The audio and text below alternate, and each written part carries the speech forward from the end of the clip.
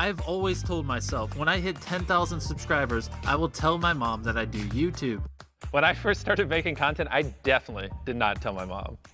And that comes back to me just being super shy, and I just didn't know how she would react. So for the first few hundred videos, she had no idea, and she always thought I was just talking to someone in my room. You know that chick from Twilight that can read minds? I'd be walking past his room and he'd just be talking to people on the computer. Well, I'm her cousin, and I can read minds as well. I thought it was the people he was gaming with. I thought it was baseball friends. I thought it was people from high school. Never, ever did I connect that he was actually doing YouTube videos. Surprise! One time I was being really loud when filming, and she actually told me, you shouldn't hang out with that person anymore. I was like, yeah, Mom, I'll make sure not to hang out with him anymore.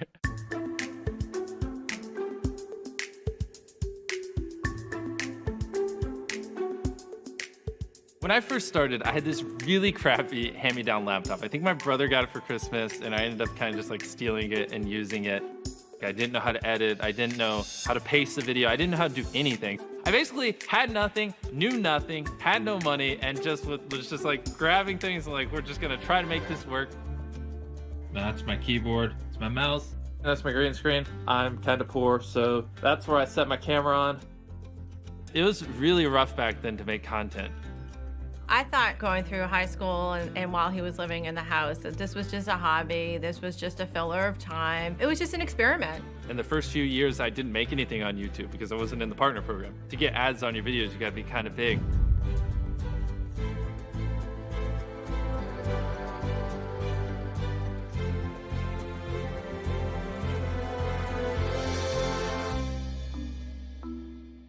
The next few years, it was collecting scraps to buy decent equipment. Sorry, my hand's shaking. And the Windows Phone I had, Windows Phone sucked. It was like 480p. It didn't even make sense. It looked like you were rubbing sandpaper on the lens.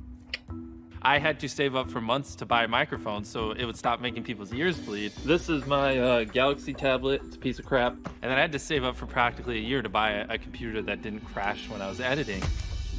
And then after that, I managed to convince my mom or my dad, someone, to give me like a used iPhone. And that's when it changed. See this right here? This describes the old MrBeast. I saw the drive in him come to be when he first started doing the in real life, the IRL videos. So when him and Chris started interacting, that's where I saw the passion come out. Mom, you lucked out. You're gonna have a lot of toilet paper and saran wrap. We should burn this. The main goal of the channel was to just make people laugh. Can't wait to ride in this bad car all the way to Raleigh, Jimmy. Yeah, we're taking the deal. Oh, man. The original days we were doing skits and like jokes and stuff like that. You know what you need to do. And he had a couple of videos that went like pretty big for his size, but they never went viral. It was always just like he had a smaller community, like a niche community that really enjoyed them. Whoa! Dude, a new monitor! A lot of my earlier videos, they sucked because I just wasn't entertaining back then. I was stupid. Every night before bed, I'd just be like, it sucks, it's a lot of work, and I feel like I'm not getting anywhere, but if I just do it long enough, eventually it'll click, eventually I'll figure it out. As of right now, I'm enjoying YouTube. Hopefully I don't know why I had that kind of mindset at such a young age, but it's just like, I just love it, and I just couldn't stop. It took me 75,000 views to make my first $100 off of YouTube. I'm making around $30 a month. I've just always felt pulled to it. I don't understand, I don't get it. Just thinking about possibly being a YouTuber one day was enough to keep me happy. Do it one more time. Why do I have to keep on doing this? At that point, I didn't really take it too serious. I found it as a way to just hang out, have fun. Even when the videos were getting like 3,000, 4,000, 5,000 views, which at the time to me, that was incredible. I didn't ever think they would get that many. I still was like, this is fun. I enjoy doing this, but I don't think this is ever gonna become like a thing. I made a mistake.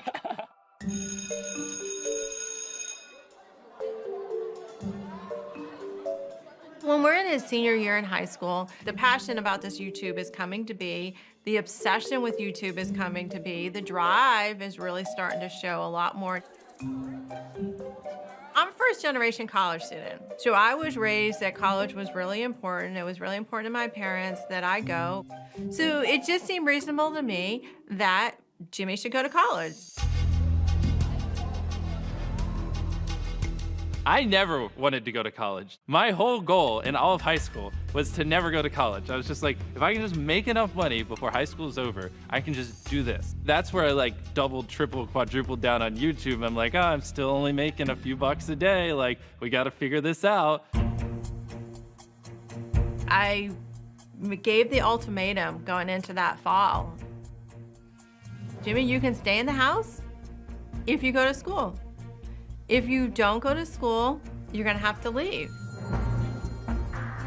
So I went, but I just stopped going to classes and I just didn't tell my mom. And I would film videos while I was at college is what I would tell her. But somehow when I got there, maybe I just got a big spark of motivation and went harder. But that's when things actually clicked and like my viewership did start going up quite a bit.